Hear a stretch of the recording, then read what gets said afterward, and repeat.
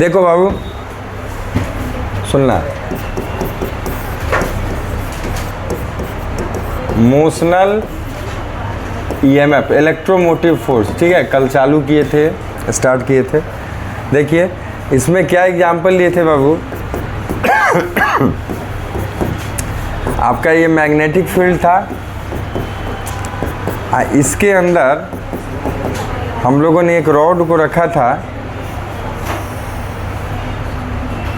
जिसपे सारी चीज़ों को हम लोग बाबू देख रहे थे। क्या चीज़ों को? तो ये देख रहे थे कि कैसे इसमें ईएमएफ जनरेट होगा, ठीक है। सुनो, जैसे अगर इसको आगे की तरफ वेलोसिटी दिया जाता है तो जब वेलोसिटी और लेंथ अगर इसका एल है, सारी बात कल किए थे एक बार फिर से, और मैग्नेटिक फील्ड इंडक्शन कितना है, वेक्टर बी, ये सारी बातें थी। तो हमने आपसे कहा था कि हर इस भाई आपको पता है कंडक्टिंग रॉड है तो कंडक्टर के अंदर क्या है, फ्री इलेक्ट्रॉन्स है, फ्री इलेक्ट्रॉन्स मूव कर रहा है। तो जब भी एक मैग्नेटिक फील्ड में चार्ज पार्टिकल मूव करता है तो उस पर क्या लगता है, एक फोर्स लगता है। जो फोर्स कितना होता है बाबू, तो याद होगा Q V B sine theta, कल बात किए थे। ये आधा अधूरा पे रह गया था इसलिए फिर से थोड़ा सा बताते हुए शुरुआत कर रहे हैं। तो हर एक इलेक्ट्रॉन पे ये फोर्स लगेगा, क्योंकि जब एक चार्ज पार्टिकल मूविंग होगा ना, किस में, मैग्नेटिक फील्ड में, तो ये फोर्स लगता है। रुकी हुई है तो फोर्स नहीं लगता, तो मूविंग है ना। देखो रॉड ही जब मूविंग है तो चार्ज पार्टिकल भी मूविंग है, इसके अंदर का इलेक्ट्रॉन भी मूविंग है, तो इलेक्ट्रॉन पे फोर्स क्या लगेगा, तो आपको मैं बता चुका हूँ किस तरफ पहले फोर्स कितना लगेगा। आइए गेट को बाबू सटा दीजिएगा। तो देखो जैसे एफ वी जो है वो आपको हम कल लिखा दिए थे कि वो आ जाएगा ई वी बी साइन 90, ठीक है ना। तो एफ वी की वैल्यू हो जाएगी ई वी बी, ठीक है। और ये किस तरफ लगेगा, तो इलेक्ट्रॉन है ना बाबू, तो इलेक्ट्रॉन पे फोर्स किधर लगता है, ये अगर पॉजिटिव चार्ज होता तो लगता ऊपर की तरफ, भी इधर है अब बी अंदर, तो भी क्रॉस बी ऊपर की तरफ, लेकिन इलेक्ट्रॉन है तो यही फोर्स अपोजिट रहेगा नीचे की तरफ। तो और देखो ध्यान से, जैसे जैसे लगेगा तो इस तरफ इलेक्ट्रॉन का क्या होगा, एक्यूमुलेशन चालू हो जाएगा, और इस तरफ पॉजिटिव चार्ज का एक्यूमुलेशन चालू, जमा बढ़ा, ठीक है। अब ये पॉजिटिव निगेटिव होने की वजह से जहाँ जहाँ पॉजिटिव निगेटिव होता है बेटा, आपको पता है दोनों के बीच में क्या क्या लगना शुरू हो जाता है, क्या जनरेट क्या हो जाता है, एक प्रकार का इलेक्ट्रिक फील्ड। इलेक्ट्रिक फील्ड जो जनरेट हो जाएगा तो आपको ये पता होना चाहिए कि इलेक्ट्रिक फील्ड में फर्दर जो इलेक्ट्रॉन्स होंगे, जो भाई मैग्नेटिक फोर्स की वजह से इलेक्ट्रॉन जाना शुरू कर दिया, इधर पॉजिटिव चार्ज इधर नेगेटिव चार्ज, और इलेक्ट्रॉन जाना चाहेगा, तो हर एक इलेक्ट्रॉन पे अब क्या होगा, एक फोर्स तो लगेगा, कौन, मैग्नेटिक, नहीं वो तो सब पे लगेगा। इतना आ गया, उसके बाद की भी बात कर रहे हैं, एक अंदाजा बता रहे हैं, कुछ इलेक्ट्रॉन्स इधर आ जाएंगे, कुछ पॉजिटिव चार्ज वहाँ जमा हो जाएंगे, उसके बाद फर्दर जो इलेक्ट्रॉन आएंगे उस पर भी मैग्नेटिक फोर्स नीचे लग रहा होगा, हाँ लग रहा है। तो सर और कौन सा फोर्स, तो और कौन सा फोर्स लगना शुरू होगा, इलेक्ट्रोस्टैटिक फोर्स, वो किधर लगेगा, ऊपर की तरफ। तो कल आपको बात किए थे, तो एफ ई हो जाएगा, वो कितना हो जाएगा, ई इंटू ई। तो एक इलेक्ट्रॉन पे जो फर्दर इलेक्ट्रॉन होगा उस पे मैग्नेटिक फोर्स नीचे की तरफ, इलेक्ट्रोस्टैटिक फोर्स ऊपर की तरफ। तो at equilibrium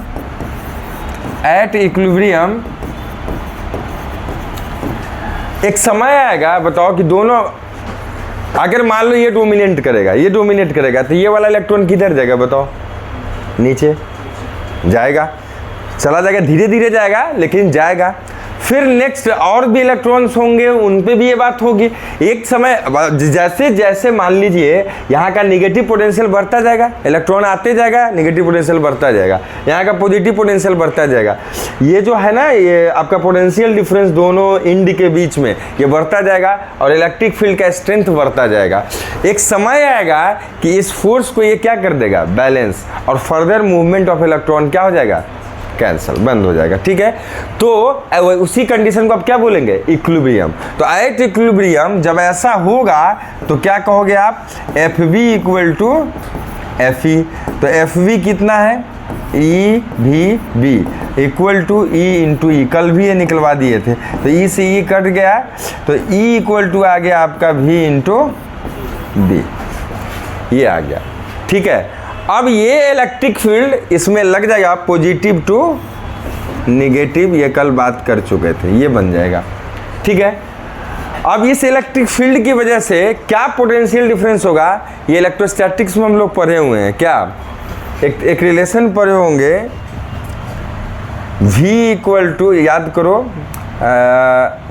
E into D V equal to E into D R, या आप कह सकते हो delta V equal to E into delta R, जो कि निगेटिव के साथ होता था, याद है।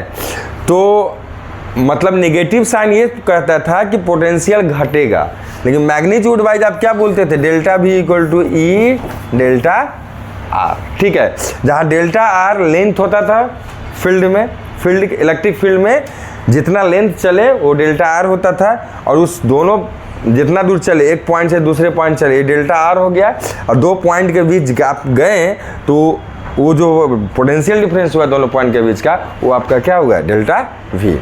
तो करंट इलेक्ट्रिसिटी में भी पढ़ा होगा E into L V equal to, है ना।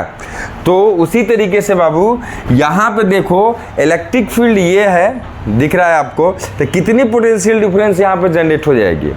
तो पोटेंशियल डिफरेंस यहाँ तक लिख लिया था ना, पक्का। हाँ, तो आगे ध्यान दो, आगे अब यहाँ से बढ़ा देते हैं। देखिए, देखना, the potential difference between both ends of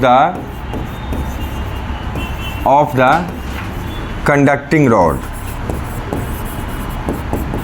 देखते चलना बाबू, पहले अभी कुछ लिखने की जरूरत नहीं है, नोट्स बाद में। तो कंडक्टिंग रॉड के बीच का कितना पोटेंशियल डिफरेंस होगा, ये कैसे आप पता करेंगे।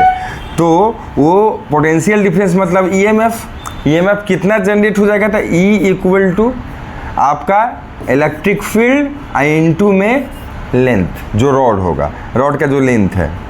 तो ईएमएफ इक्वल टू ई कितना है, तो देखो बी भी इनटू क्या आ जाएगा, एल।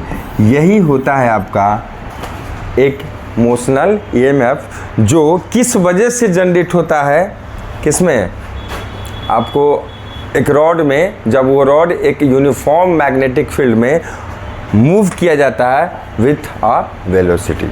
मोशनल मतलब मोशन की वजह से जो ईएमएफ जनरेट, अब ये सेल, ये कह सकते हो, ये जो सेल कह रहे हैं, ये जो आपका रॉड है, ये किस तरह बिहेव करना शुरू कर देगा, एक सेल की तरह, है ना। जो सेल में भी होता है एक पॉजिटिव और एक नेगेटिव एंड होता है, और दोनों के बीच पोटेंशियल डिफरेंस होता है, वैसा ही बिहेव ये वाला रॉड करना शुरू कर देगा, जिसके बीच का पोटेंशियल डिफरेंस कितना होगा बाबू, तो बी भी एल। समझ आ गया। तो आप ध्यान से देखो, एक चीज़ और कर सकते हो, इस रॉड को तुम क्या बना सकते हो, इस रॉड को रिप्लेस कर सकते हो, ऐसा देखो, ऐसा कुछ इस तरह से, ठीक है। और जिसकी पोटेंशियल डिफरेंस कितनी होगी, तो E इक्वल टू बी भी एल, ये प्लस और ये माइनस। अब कहोगे कि सर हम डिफरेंट कंडीशन में जब न्यूमेरिकल देगा या कुछ ऐसा होगा, तो हम कैसे पता करेंगे कि कौन सा पोलैरिटी पॉजिटिव होगा किस एंड का, और किस एंड का क्या होगा, नेगेटिव होगा। तो इसके लिए आपको वही करना होगा, V क्रॉस B। क्या करना होगा, V क्रॉस B। देखो V किधर था, ये, अब B किधर था, ये हम किस चीज़ के लिए बता रहे हैं आपको, सिर्फ पोलैरिटी पता करने के लिए। यहाँ पर हम मैग्नेटिक फील्ड का डायरेक्शन है, मैग्नेटिक फोर्स के डायरेक्शन की बात नहीं कर रहे हैं, वो हम लोग बात कर चुके हैं। सिर्फ किधर कौन सा एंड आपका पॉजिटिव होगा, कौन सा एंड नेगेटिव होगा, ये पता करने के लिए आपको ये करना है, क्या चीज़, V क्रॉस B। तो देखो अभी ये जो कंडीशन है उसमें क्या है, तो V इधर है, अब B किधर है, अंदर, तो V क्रॉस B किधर जाता है, ऊपर। तो ऊपर वाला इंड क्या होगा, पॉजिटिव, और नीचे वाला इंड क्या होगा, नेगेटिव। तो सिंपल है, V क्रॉस B से आप जो सेल बन रहा है, मोशनल ईएमएफ जो प्रोड्यूस हुआ है, जो उसकी वजह से जो ये रॉड सेल बन गया, उसका कौन सा कह सकते हो कि इंड पॉजिटिव पोटेंशियल पर होगा, कौन सा नेगेटिव पर होगा, ये पोलरिटी का पता करने का तरीका है V क्रॉस B से हम कर सकते हैं। ठीक है, तो इस तरीके से आपका अभी कैसे मोशन की वजह से एक यूनिफॉर्म मैग्नेटिक फील्ड में अगर आप मोशन देते हैं किसी कंडक्टिंग रॉड को, तो उसके अंदर एक ईएमएफ जनरेट हो जाता है, जिस ईएमएफ का नाम है मोशनल ईएमएफ, और उसकी वैल्यू कितना आया, BVL। ये सारी बात को हम लोग जान लिए। ठीक है, तो कल लिखा था कहाँ तक, लिख लिए थे वहाँ तक? ठीक है बाबू, थोड़ा सा एक काम करो, जहाँ तक लिखे थे उसमें थोड़ा सा नीचे में लैंग्वेज अभी हम लिखवा देते हैं, फिर ये लिखना है। ठीक है, तो लिखिए आप लोग।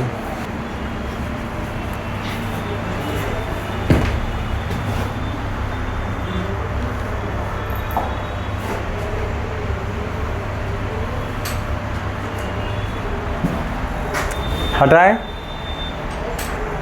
ठीक है। नेक्स्ट देखिए,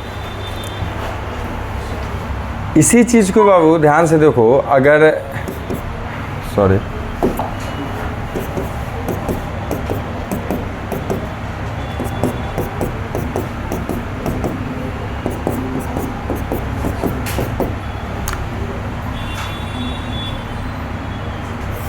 मान लो एक कंडक्टिंग ट्रैक है, कंडक्टिंग रेल भी उसको बोलते हैं, जो जिससे कनेक्ट होके रॉड इजीली मूव कर पाए इस पर। देखो ऐसा, ठीक है, ये रॉड था, जो अपना रॉड था वो ये है, मान लीजिए इस दोनों इंड को कनेक्ट इससे मतलब कि कांटेक्ट में रखते हुए इस पे ये मूव कर सकता है, समझ में आ रहा है, ऐसा है। और इसकी अपनी एक रेजिस्टेंस है, पूरे इस कंडक्टिंग रेल की एक अपनी आपकी रेजिस्टेंस है। मान लेते हैं वो रेजिस्टेंस कितना है, तो रेजिस्टेंस है R, ठीक है। अब अगर आप इसको मूव करते हो, इसमें लेफ्ट टू राइट अगर इसको मूव करते हो V के साथ, और मैग्नेटिक फील्ड इंडक्शन कितना है B, तो आपको पता है कि हाँ सर यहाँ पर एक पोटेंशियल डिफरेंस क्रिएट हो जाता है, इधर प्लस, ठीक है, और इधर माइनस, ठीक है, ये पता है आपको। एक और बात देखो, लेट द इंटरनल रेजिस्टेंस, या सीधा लिखो ना रेजिस्टेंस का, रेजिस्टेंस लिखो ना आप, क्या रेजिस्टेंस, देखो let the resistance of the conducting rod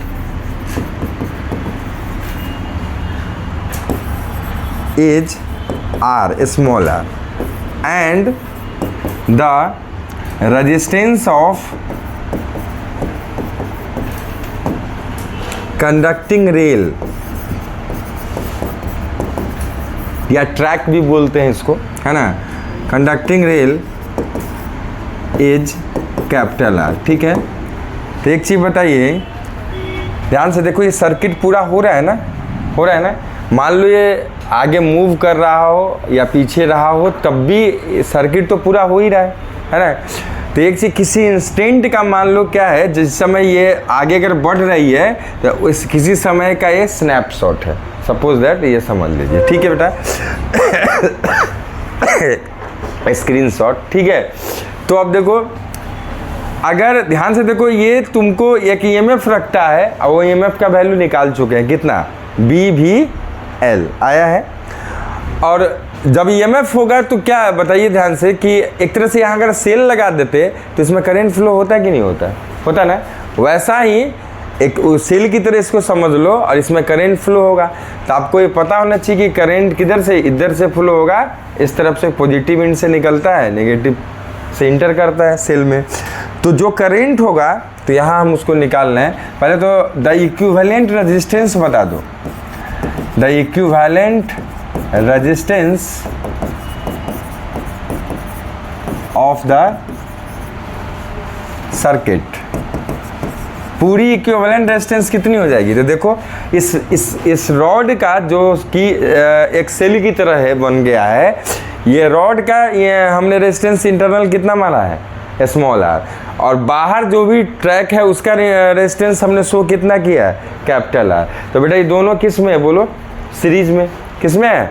series में। तो आप इक्विवेलेंट रेजिस्टेंस कितना बताओगे? आर इक्विवेलेंट इक्वल टू क्या बोलोगे? R plus small are.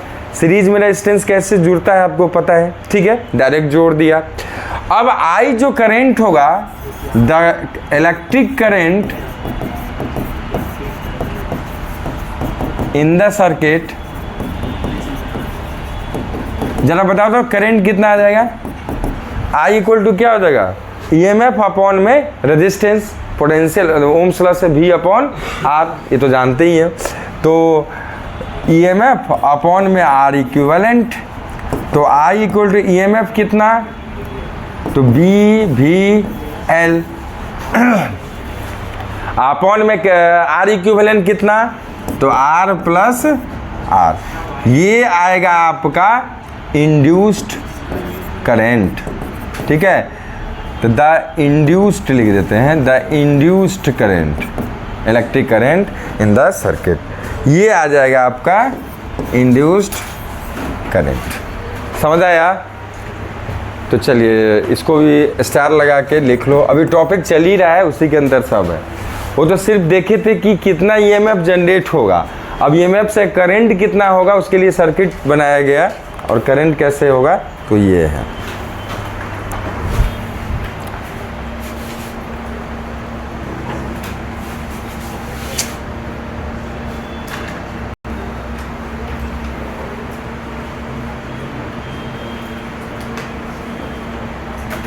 देखो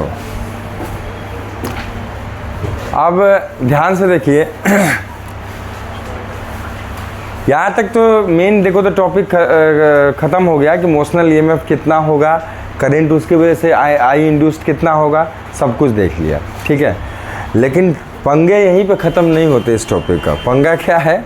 तो पंगा और है, देखो याद होगा इलेक्ट्रोमैग्नेटिज्म में बाबू एक टॉपिक पढ़ाए थे।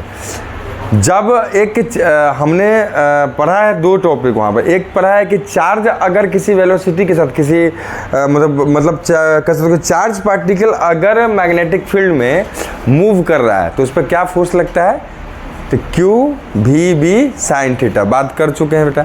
एक और पढ़ाए हुए हैं कि अगर कोई करंट कैरिंग कंडक्टर है, अगर किसी मैग्नेटिक फील्ड में रखा हुआ है जिसका लेंथ मान लो एल है, तो उस पर फोर्स कितना लगता है? I L V sine theta, याद है बाबू? तो ये देखो अब ध्यान से समझना, इसके अंदर भी तो करंट है।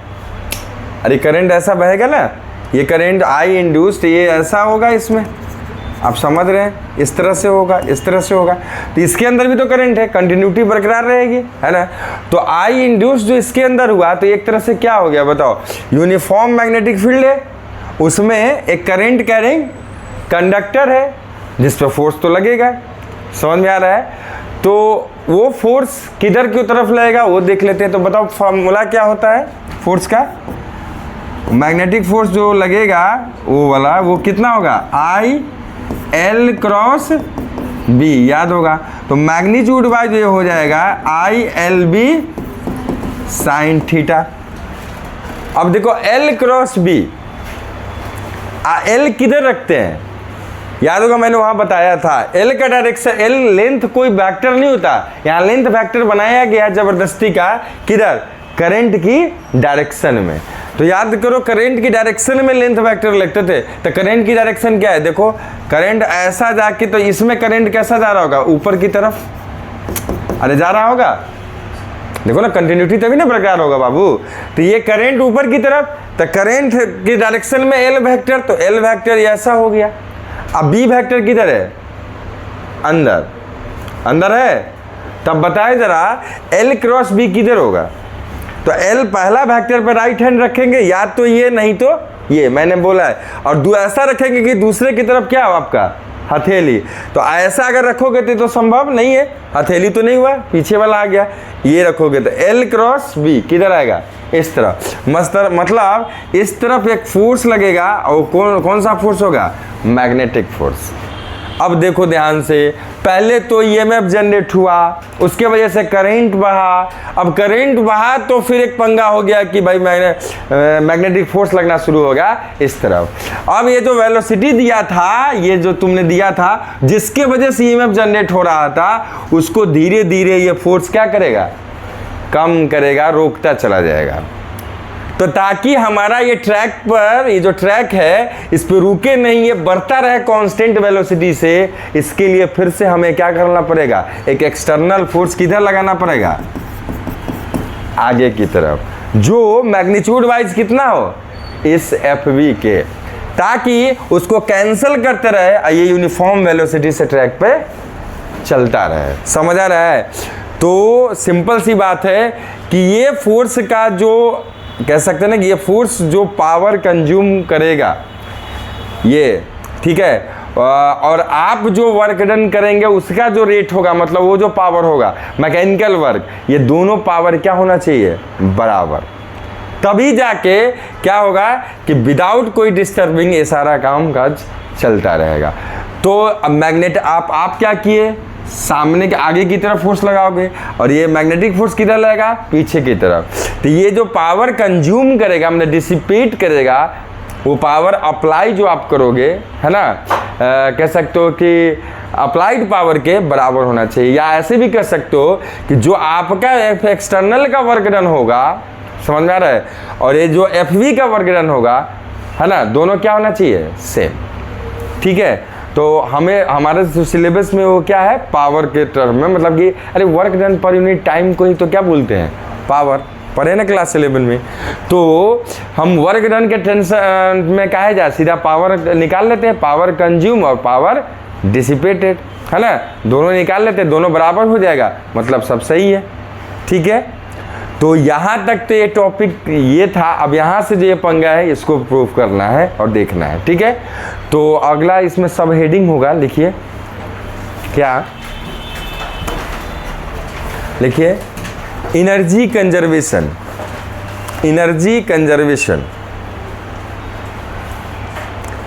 तो उसी की वजह से पावर बराबर आना चाहिए। ठीक है,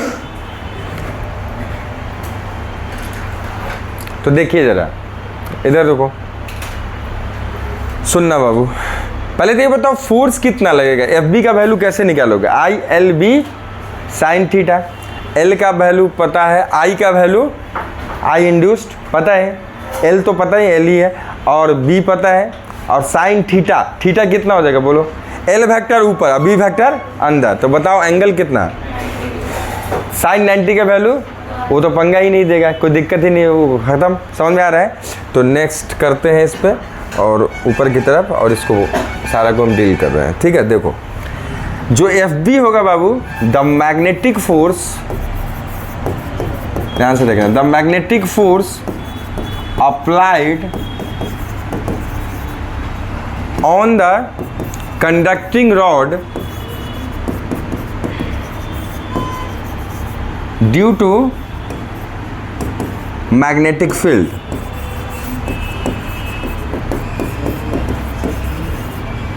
इज कितना होगा? तो एफ वी इक्वल टू हो जाएगा, आपको पता है, आई एल क्रॉस बी।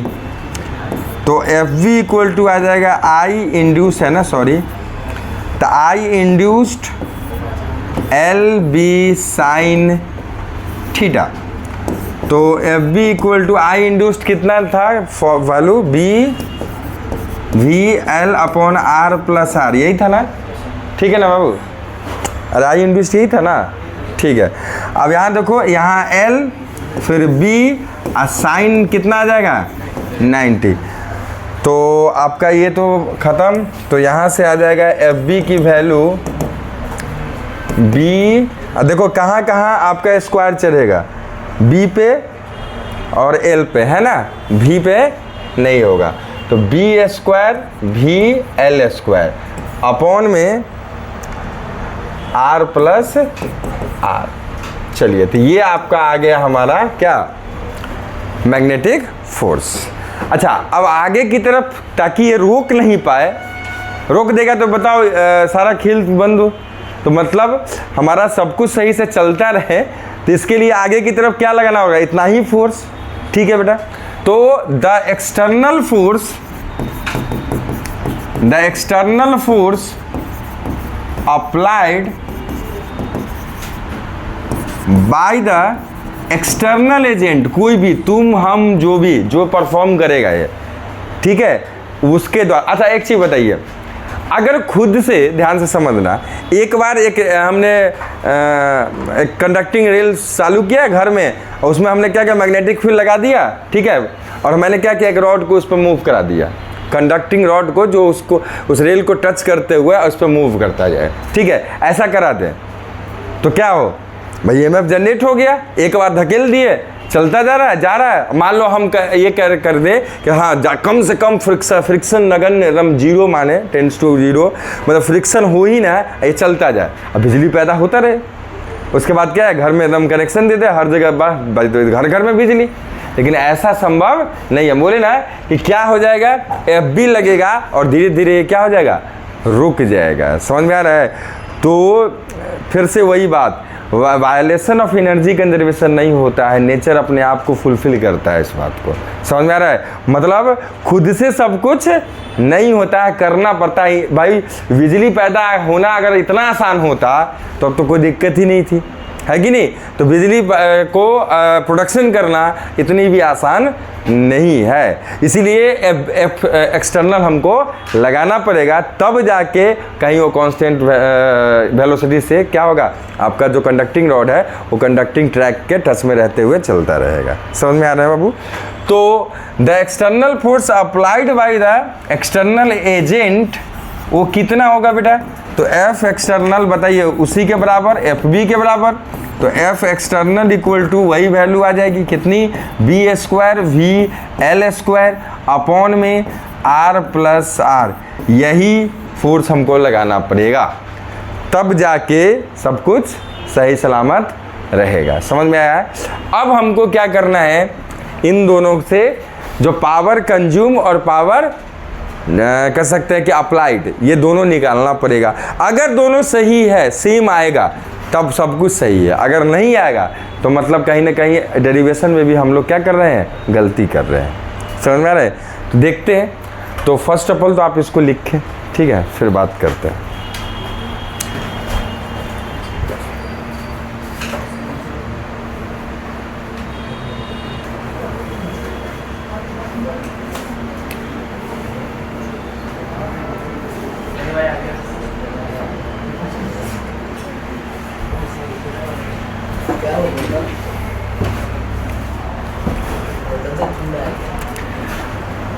अब देखो, पावर दोनों के लिए निकालना है, पावर अप्लाइड और पावर डिसिपेटेड, दोनों अगर बराबर आ जाएगा तो सब खेल सही है। तो देखिए, द पावर अप्लाइड पहले निकालते हैं, ठीक है बाबू? The power applied by external agent या एक्सटर्नल फोर्स। तो देखिए,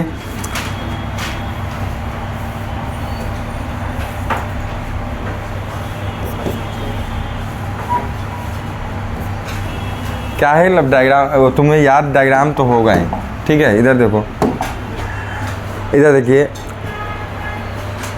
एफ एक्सटर्नल किधर लग रहा है, इधर या इधर? इतना तो आपको अभी याद होगा।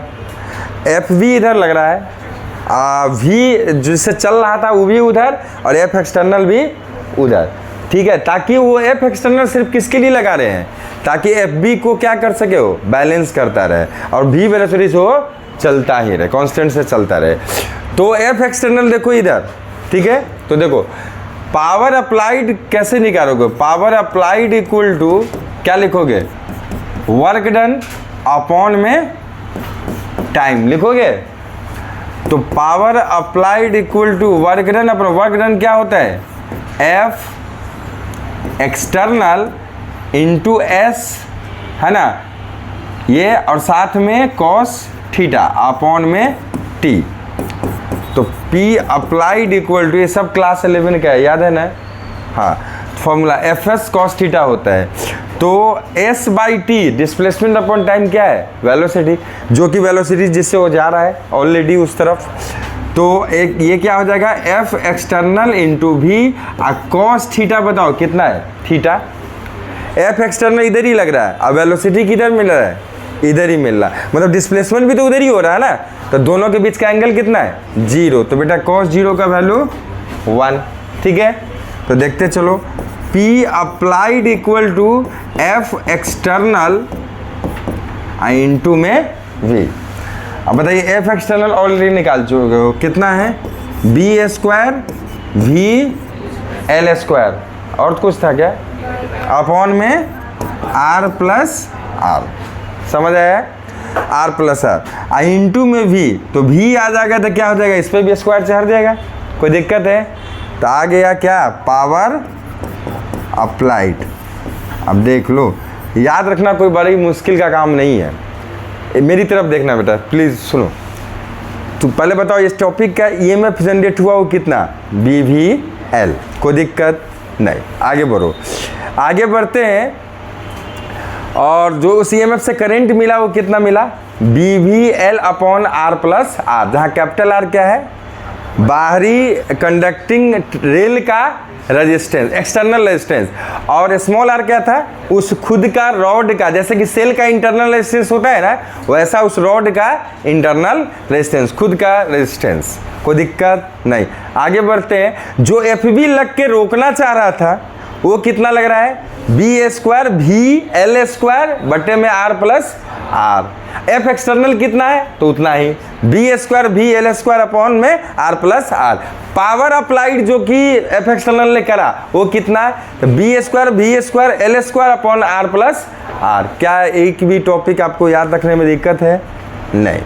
अब देखिए, पावर अप्लाइड निकल गया बेटा, अब तुम्हें क्या निकालना है? Power dissipated. अगर दोनों बराबर है तो सब कुछ एनर्जी कंजर्वेशन एकदम लग रहा है, सब कुछ सही है, ठीक है। तो अब इधर देखो, पावर डिसिपेटेड लिखते हैं या कंज्यूम्ड। द पावर डिसिपेटेड, खर्च जो हो रहा है कौन कर रहा है? बाय, बोलो, मैग्नेटिक फोर्स, है ना, FV, बाय मैग्नेटिक फोर्स। तो बताइए ये कैसे निकालोगे? तो पावर डिसिपेटेड इक्वल टू हो जाएगा, क्या फॉर्मूला होता है? करंट इलेक्ट्रिसिटी में पढ़े होंगे, I स्क्वायर R। गलत बोल रहे हैं हम, क्या बोल रहे हैं? सॉरी। पावर का फॉर्मूला I स्क्वायर, आगे बोलो, नहीं पता? R ही ना होगा, एक सेकेंड देख लेते हैं।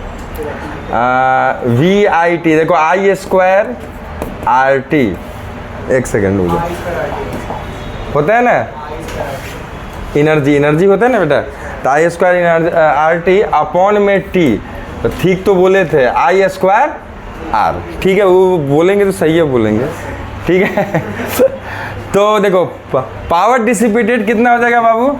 I स्क्वायर R, कोई दिक्कत नहीं। अब इसको लगाते हैं, देखो P dissipated equal to I कौन सा बेटा बोलो?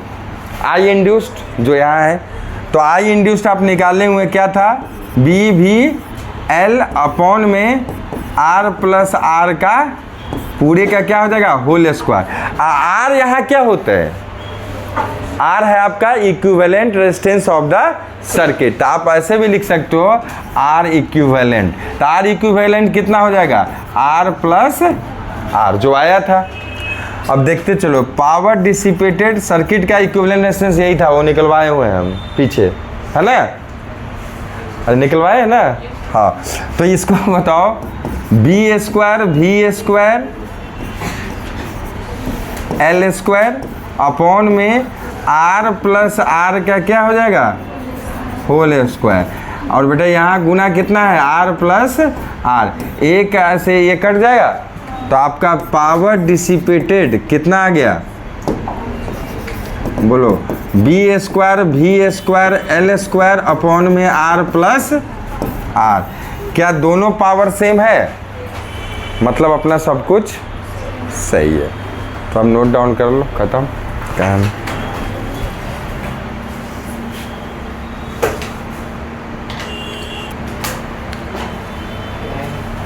तो लिखिए, नोट करके लिखो। तो रुक जाए क्या? अभी नहीं लिखे हैं क्या? तो लिखिए लिखिए।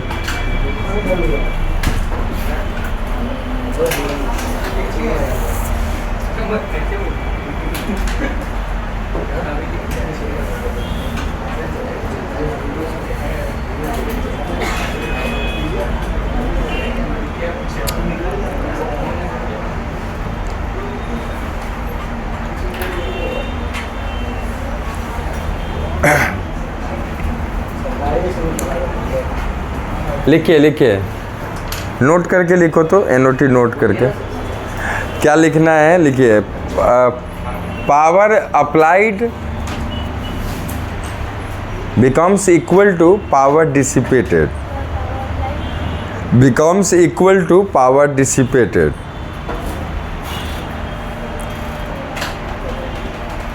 It means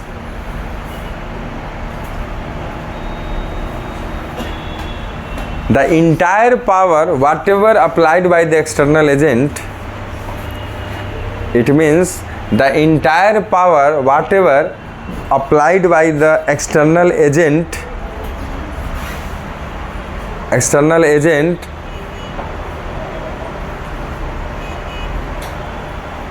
is loosed in the form of the heat generated in the circuit, is loosed in the form of heat generated in the circuit.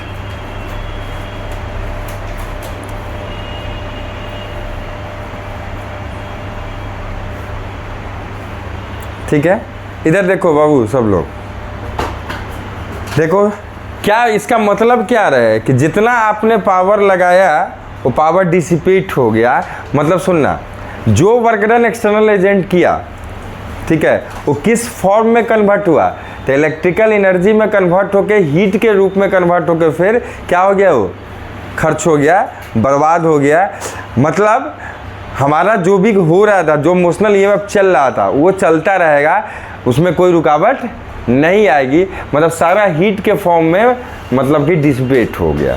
तो ये हमारा ये प्रूफ करता है कि power applied equal to power dissipated. ठीक है, तो एक्सटर्नल एजेंट जो भी पावर अप्लाइड करा वो पावर डिसिपेट हो गया, खर्च हो गया in the form of the heat. ठीक है, हीट जनरेटेड।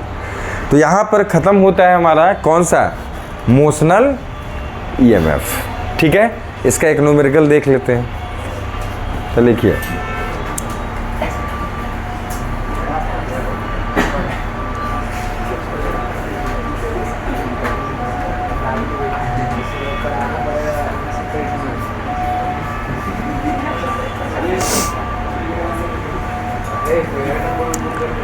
लिखिए लिखिए, अ metallic square loop,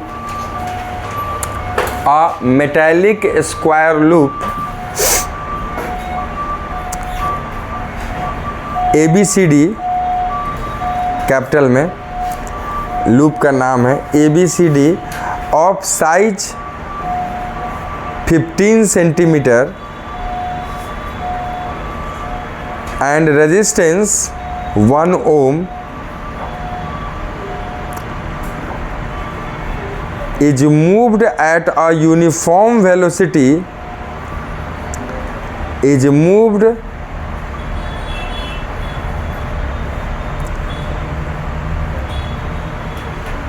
at a uniform velocity of v meter per second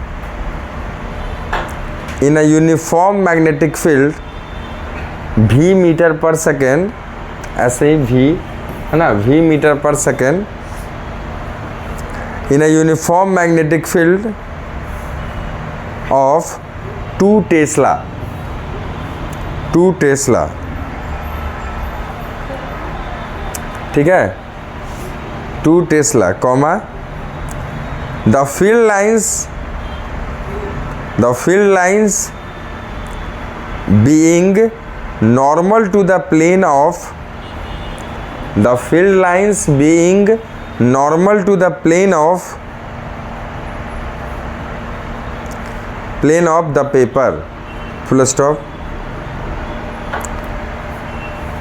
The loop is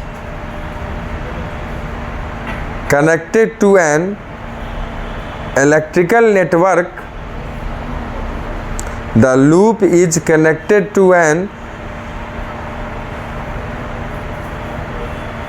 electrical network of resistors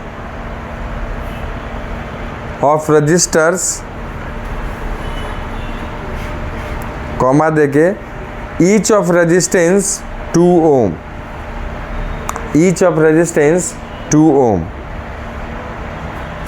full stop. आगे calculate the speed of the loop for which 2 milliampere current flows. Calculate the speed of the loop for which 2 milliampere, ये 2 milliampere, ठीक है बाबू, current flows in the circuit, current flows in the circuit.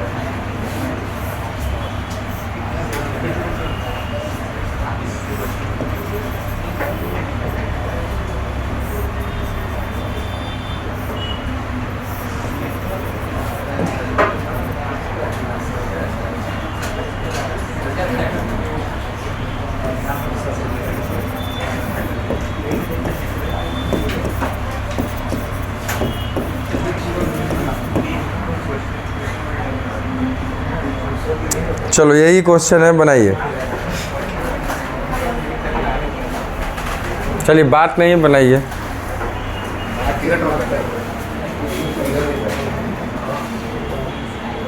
इधर देखो बाबू, ध्यान दो।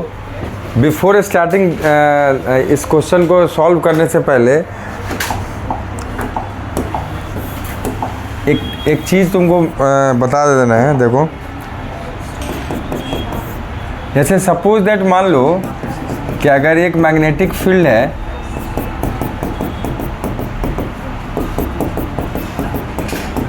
और इसमें एक रॉड जो है कुछ इस तरह से रखा हुआ है, मान लो, ठीक है, इस तरह से, ठीक है, ऐसा है। और अगर आप इसको तो इतना ज़्यादा, मतलब हम एक चाह रहे हैं ना कि इतना ज़्यादा क्यों, एक ड्रॉ कर देते हैं और तुमको बता देंगे, तुम समझ लेना। देखो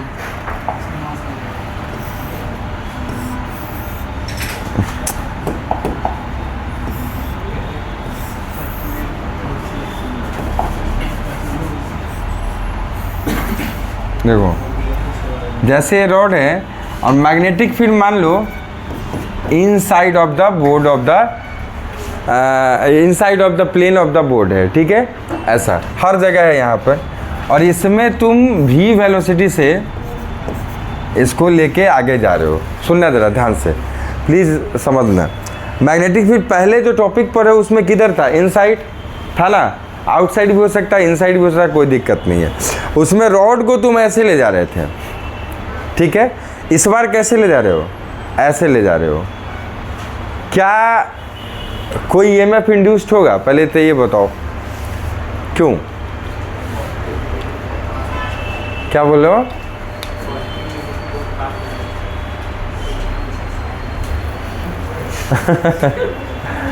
अच्छा सुनो सुनो सुनो, इधर देखो, इधर ऐसे जब ले जा रहे थे तो इलेक्ट्रॉन्स तो उसके अंदर था।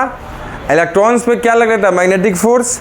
और किधर लग रहा था, इनसाइड। द इलेक्ट्रॉन नीचे जमा हो रहा था और पॉजिटिव चार्ज ऊपर। सुनना, अगर ऐसे है ना बेटा, ध्यान से समझो, अभी भी इसके अंदर इलेक्ट्रॉन्स है, इलेक्ट्रॉन पे फोर्स तो लगेगा किस तरफ, नीचे की तरफ, लेकिन इतना स्पेस नहीं है कि इलेक्ट्रॉन नीचे आए और पॉजिटिव चार्ज ऊपर, तो कोई ईएमएफ इंड्यूस्ड नहीं हो पाएगा यहाँ पे। तो कहने का मतलब द फोर्स, ध्यान से समझना, द फोर्स, कौन सा force, the magnetic force, the magnetic force is still applied on the free electrons, but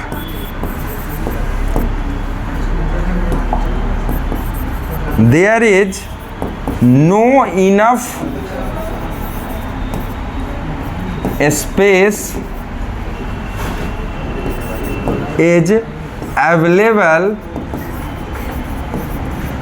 so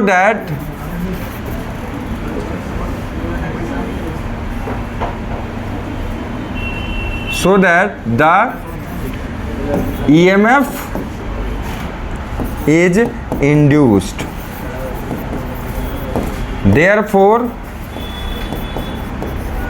no EMF is induced in this condition. मतलब यहाँ पे रॉड बिल्कुल नहीं आपका क्या बनेगा, सेल की तरह नहीं बनेगा। ठीक है, तो इसको पहले लिख लीजिए। क्वेश्चन के लिए इतना छोड़ दो, पहले नीचे में थ्योरी लिख लो। ठीक है, क्वेश्चन के लिए इतना छोड़ दीजिए, उसमें बन जाएगा।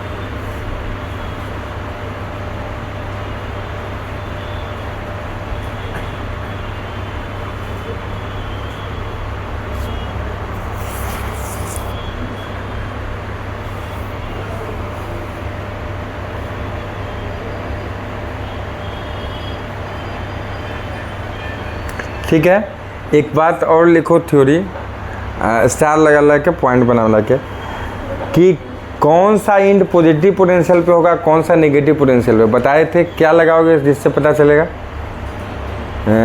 कौन सा, V cross B, V cross B। तो लिखो तो स्टार लगा के, छोटा सा सब हेडिंग दे के, कि फाइंडिंग द पोलरिटी ऑफ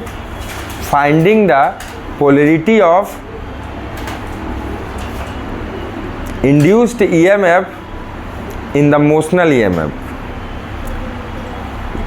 या सीधा induced EMF रहने दो ना, ठीक है, induced EMF। फाइंड द क्या लिखे, finding the polarity of induced EMF। तो देखो उसमें लिखो लैंग्वेज कि बाय डूइंग द, यहाँ लिख रहा हूँ देखो, V क्रॉस B, ये लिखना बकायदा यही चीज, V cross B we can find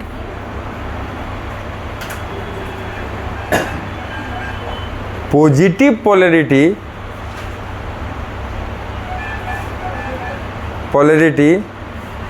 in the direction of, वही V क्रॉस B, याद रखना। B क्रॉस B का जो डायरेक्शन होगा ना, उस डायरेक्शन में क्या होगा, पॉजिटिव। तो अपोजिट वाला क्या हो जाएगा, ये अपने आप पता चल जाएगा। समझ आया। अब इस क्वेश्चन को देखो, सॉल्व करते हैं, मैं ही कर रहा हूँ, तब बोल ही दिए हो तो मैं ही कर रहा हूँ। ठीक है, इधर देखिए, लेकिन आसान था, कर सकते थे आप लोग। पहले सुन लो, इधर देखो पढ़ा है करंट इलेक्ट्रिसिटी, आपको आप लोग पढ़े हैं, उसमें पढ़े होंगे व्हीटस्टोन ब्रिज। इस सर्किट वर्किट देख के डर जाते हो क्या? नहीं ना, व्हीटस्टोन ब्रिज पढ़ाए थे ना सर? पढ़ाए होंगे, पढ़े होंगे, ऐसे से करा नहीं पढ़ा। इधर इधर इधर तो व्हीटस्टोन ब्रिज बाबू ध्यान दो, कब कहते हैं बैलेंस? अच्छा सुनिए, नहीं भी पढ़े हैं ना तो पढ़े हैं, हम जानने याद नहीं होगा। इधर देखो पढ़े हैं ना, तो व्हीटस्टोन ब्रिज बैलेंस्ड कब कहते हैं? व्हीटस्टोन ब्रिज बैलेंस्ड कब कहते हैं? जब रेशियो क्या होता है बेटा? बराबर होता है। सुनना, यहाँ देखो 2/2, ध्यान से देखना, 2/2 इक्वल टू 2/2, मतलब ये दोनों कितना आ रहा है? देखो 1, ये बराबर है, मतलब ये व्हीटस्टोन ब्रिज क्या है? बैलेंस्ड है। बैलेंस्ड है बेटा तो ध्यान से समझना, ये इस पॉइंट का पोटेंशियल और इस पॉइंट का पोटेंशियल क्या हो जाता है? सेम, जीरो नहीं, डिफरेंस जीरो हो जाता है। मतलब यहाँ इसका कोई काम नहीं बचता है, इसको हम हटा सकते हैं। तो इसको हटाते हैं, देखिए ठीक है। अब देखिए अब क्या है, तो देखो ये दोनों किस में हो गया बताओ? ये दोनों पॉइंट के लिए ये दोनों किस में हो गया? सीरीज। ये दोनों किस में हो गया? सीरीज। ये 4, ये भी 4, और दोनों का आंसर क्या हो गया? पैरेलल हो गया ना। तो बताओ पैरेलल में अगर इसका आर इक्विवेलेंट पूरी सर्किट का निकालोगे तो क्या लिखोगे? 4 × 4/4 प्लस, जानते हो ना, निकालना चाहते कितना हो जाएगा? 16/8, कितना आ गया? 2 ओम, खत्म, ये आ गया। अब देखो इधर इधर, ये जो तुम कितने से बोला है कि पूरी सिस्टम को लेके चलना है? v वेलोसिटी से, याद है? देखो क्वेश्चन में लिखाया होगा, ठीक है। तो अब देखिए ध्यान से, इधर वाला देखो, ये जो है ये और ये वाला, ये दोनों कैसा है? देखो फील्ड के ऐसा रखा हुआ है, तो क्या ये वाला लेंथ और ये वाला लेंथ में कोई ईएमएफ जनरेट होगा?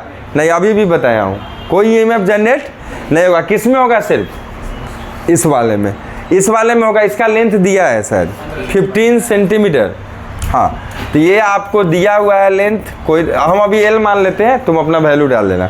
तो अब यहाँ से देखो ध्यान से कि इसके अंदर एक ईएमएफ जनरेट होगा, उस ईएमएफ की वैल्यू कितनी होगी? बी वी एल, और तीनों वैल्यू दिया होगा, ठीक है, ये दिया होगा। अब तुमसे क्या पूछा है? करंट कितना हो इसमें, करंट कितना है वैल्यू? देखिए ना, करंट का वैल्यू कितना बोला है? 2 मिली एम्पियर। तो करंट की वैल्यू दिया है, देखो इधर देखना, इसको मैं थोड़ा सा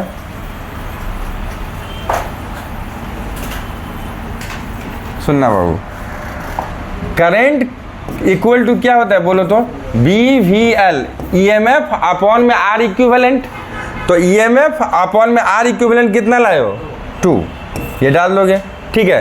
तो यहाँ से V इक्वल टू क्या हो जाएगा बोलो? I इंड्यूस्ड है, तो बताओ ये कितना हो जाएगा? 2I इंड्यूस्ड अपॉन में BL हो जाएगा। अब देखिए I इंड्यूस्ड पता है, BL पता है, V नहीं निकल जाएगा, ओके, तो निकाल लेंगे। तो आज के लिए इतना ही। इधर देखो बाबू, नेक्स्ट डे आप पढ़ के आना क्या चीज़, तो आप पढ़ के आएंगे, पढ़ के तो आते नहीं हो लेकिन कहते डेली हम, है ना। पढ़ के आना क्या? Rotational EMF. जब कोई मैग्नेटिक फील्ड में इधर देखो रॉड को घुमाते हैं ना, तब भी एक ईएमएफ इसमें जनरेट होता है, ये पढ़ के आना, ठीक है। चलिए